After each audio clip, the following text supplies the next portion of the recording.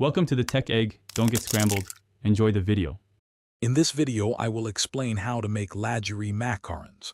First, gather all your ingredients and equipment, ensuring everything is precisely measured. We'll focus on the Italian meringue method, which provides a stable and reliable batter. Mastering the macaronage technique is key to achieving those perfect, smooth shells.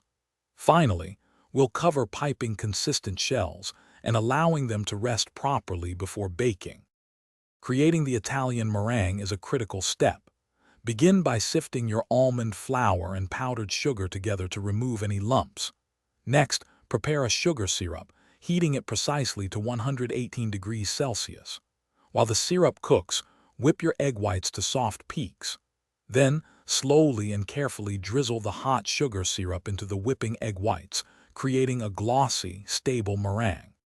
Now for macaronage, the art of folding. Gently fold the Italian meringue into your dry ingredients until the batter reaches a ribbon stage consistency, flowing slowly off your spatula. Be careful not to overmix. Transfer the batter to a piping bag fitted with a round tip. Pipe uniform circles onto a baking sheet lined with parchment paper, then tap the tray to release air bubbles.